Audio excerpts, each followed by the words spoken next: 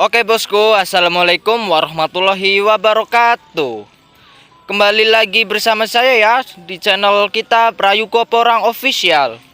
Baik bosku, di sini saya akan menjelaskan beberapa penyakit yang menyerang terhadap tanaman porang kita ini.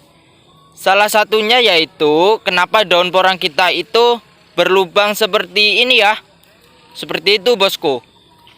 Maka tak heran jika sahabat petani porang menemukan tanamannya yang seperti ini.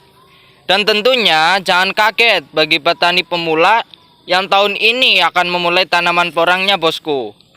Karena di usia 3-4 bulan sekitaran segitu, tanaman kalian akan seperti ini. Dengan catatan kalau kalian tidak ekstra hati-hati bosku untuk perawatan porang kalian. Sebelumnya bagi kalian semuanya yang baru mampir ke channel saya, mohon dukungannya untuk channel saya dengan cara like, klik subscribe, nyalakan tombol loncengnya bosku. Biar bosku sekalian semuanya tidak ketinggalan dari video-video terbaru dari saya ke depannya. Dan tentunya juga biar saya semakin semangat untuk memberi kabar seputar dunia porang bosku. Oke, see you.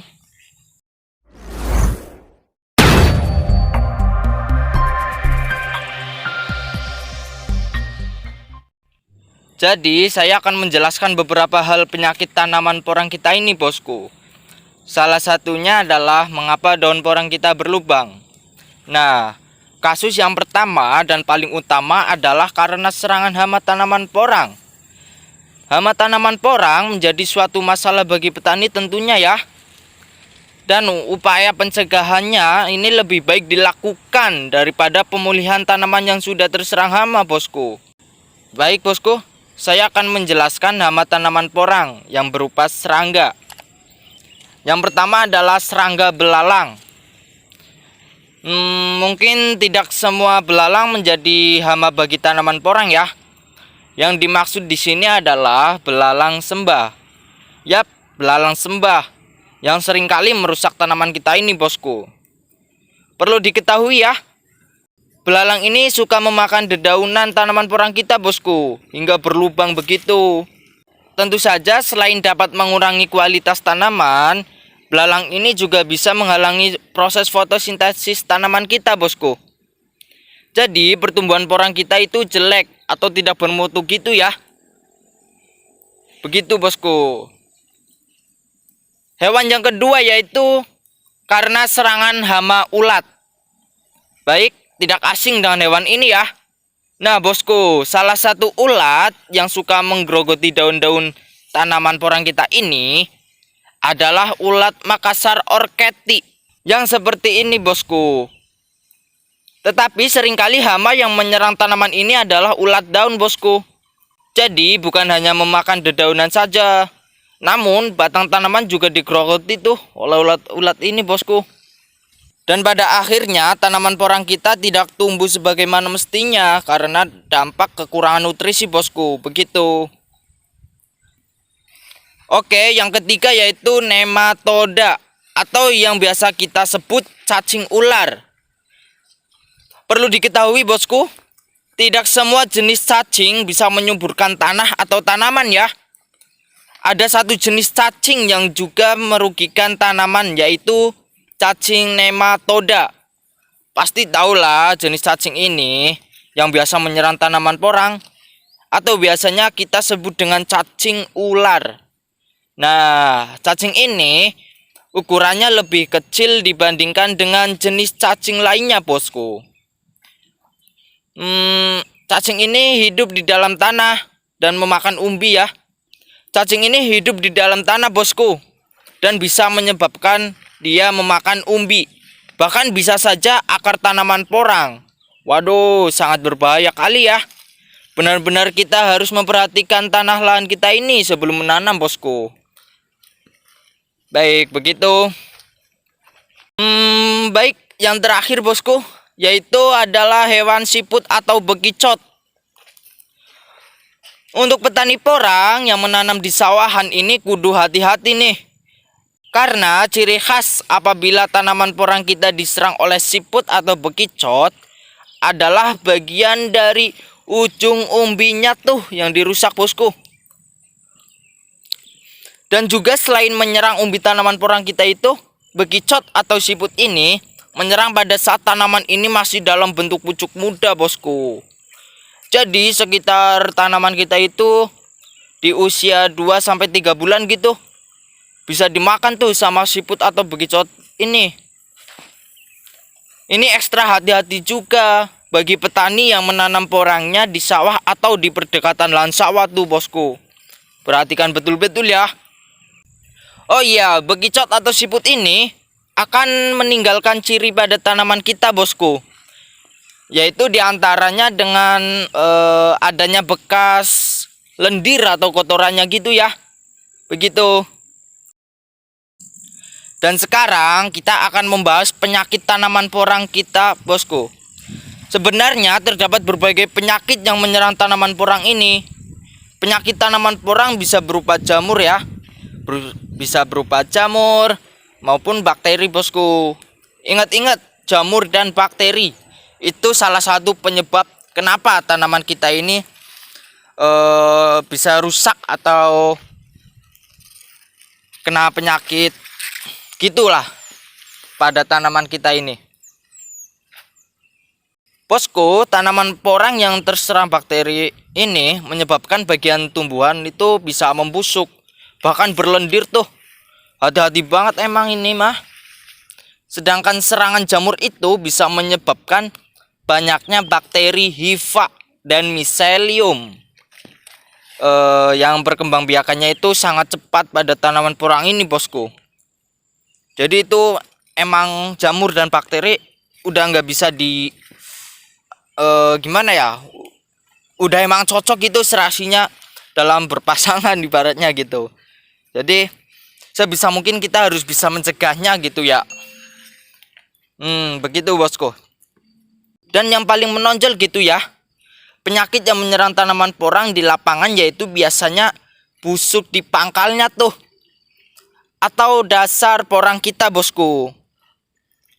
Dan perlu diketahui juga bosku, penyakit ini terjadi saat musim hujan yang lebat. Baik ya, di musim hujan saja yang lebat dan juga disertai dengan cuaca panas selama kurang lebih 3 hari berturut-turut gitu, atau jarang hujan tuh. Memang agak sulit bosku cara pencegahan busuk pangkal ini. Porang-porang saya pun ada juga yang terkena pembusukan ini karena jamur itu. Cuman hanya beberapa saja, tidak semuanya. Baik bosku, kalian pasti sering menemukan daun porangnya yang seperti terbakar. Nah, dengan ciri berwarna kuning kecoklatan gitu ya. Nah, daun yang terbakar itu juga salah satu menunjukkan gejala kerusakan pada daun ya. Tetapi dari sebagian warga petani porang, sepertinya tidak heran ya dengan jenis penyakit porang ini. Karena di saat daun porang mengering, disitulah awal musim dorman hampir tiba. Tanaman saya pun begitu bosku. Jadi seperti jangan dikhawatirkan ya. Anggap saja porang kita sebagai dorman begitu. Jangan terlalu difikirkan banget gitulah. Ini umum pada dasarnya bosku ya. Begitu ya. Oke. Baik bosku, kalau ada penyakit pasti ada pencegahannya dong. Ya pasti tentu saja lah. Nah, upaya ini bisa mengurangi tingkat gejala penyakit pada tanaman porang kita ini, bosku.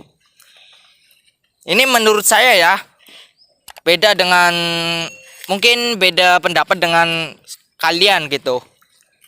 Yang pertama adalah upaya preventif, yaitu meliputi pembersihan rumput liar. Perlu diperhatikan benar-benar jika kalian petani porang pemula yang ingin menanam di tahun ini ya. Bersihkan dulu lahan kalian dari gulma dulu ya. Jangan sampai tidak, bosku. Hal ini karena dapat mencegah masuknya bakteri atau serangga-serangga yang akan hinggap di lahan kalian, bosku. Dan nanti, bosku, jika rumput liar dibiarkan tumbuh dengan subur, nggak hanya merebut kandungan unsur haranya saja tuh, melainkan bisa lebih parah lagi tuh, yaitu sebagai tempat berkembang biaknya hama. Nah bosku, rumput liar ini bisa menjadi sumber dari adanya hama dan penyakit tanaman gitu. Oke bosku, bisa dipahami begitu ya. Nah, yang kedua yaitu melakukan pemupukan sesuai dosis di waktu yang tepat. Nah, tanaman porang yang sehat ini tentunya diawali dengan pemrosesan penanaman bibit yang baik dan benar ya, sesuai aturan tentunya. Saat menanam bibit juga dibarengi dengan pemupukan juga tuh. Waktu itu saya menanam bibit dibarengi dengan pupuk kandang bosku. Bisa jadi contoh kalian semuanya ini, yang petani pemula tahun ini mau menanam gitu ya. Namun pemupukan tanaman porang itu harus sesuai dengan dosisnya, jangan berlebihan bosku. Karena berlebihan itu tidak baik ya. Dan cara pemupukan ini juga tidak boleh dilakukan pada sembarangan waktu. Oke bosku, ada waktunya tersendiri. Dan waktu yang tepat untuk pemupukan ini yaitu ketika tanaman porang sedang dalam siklus vegetatif, atau di mana biasanya terjadi suatu pertumbuhan dari bulan pertama sampai ketiga ya, setelah penanaman. Begitu bosku. Jadi jangan salah kaprah kapan waktu pemupukannya ya. Itu ada waktunya tersendiri. Ingat baik-baik bosku ya. Pemupukan ada waktunya tersendiri. Dan juga jangan berlebihan. Begitu. Dan perlu diketahui juga bosku ya, dalam 1 tahun itu terjadi sekali siklus vegetatifnya, yaitu di musim penghujan saja. Jadi pengendalian hama tanaman porang kita ini lebih baik dilakukan sebelum penanaman bibit. Maksudnya adalah kalian sudah mempersiapkan lahan, kalian pupuk dulu tuh lahannya. Begitu bosku. Dan satu hal lagi ya, yang terakhir yaitu upaya represif. Nah bosku, jangan salah ya, upaya ini dilakukan ketika tanaman porang sudah terserang hama dan penyakit. Betul, dilakukan ketika tanaman porang sudah terserang hama dan penyakit. Upaya ini merupakan suatu cara memulihkan pada kondisi yang seharusnya. Maksudnya adalah ketika porang kalian sudah rusak dan ingin memulihkannya kembali, ini bisa, maksudnya adalah dengan cara pestisida. Penggunaan pestisida ini hanya bisa diterapkan ketika tanaman porang kita itu benar-benar terserang hama bosku, atau terserang penyakit gitu ya. Ya mungkin ada sebagian orang, sahabat petani porang, yang tidak setuju dengan penggunaan pestisida ini.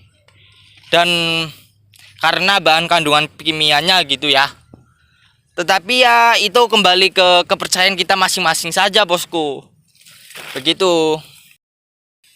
Jadi itulah bosku, penyakit-penyakit yang merusak tanaman kita. Dari daun berlubang dan pangkal membusuk, dan bisa juga merusak umbi porang kita bosku. Ya semoga video ini bisa bermanfaat bagi sahabat porang dimanapun kalian berada bosku. Semoga tanaman kalian tidak seperti yang saya jelaskan tadi. Amin ya robbal alamin. Kita sukses bertani porang. Ada usaha, ada halangan. Jangan patah semangat dalam mengejar kesuksesan bertani bosku. Baik bosku ya, jangan lupa like, subscribe, dan nyalakan tombol loncengnya supaya channel saya terus berkembang dan memberikan info seputar dunia porang. Billahi taufik wal hidayah. Assalamualaikum warahmatullahi wabarakatuh. See you.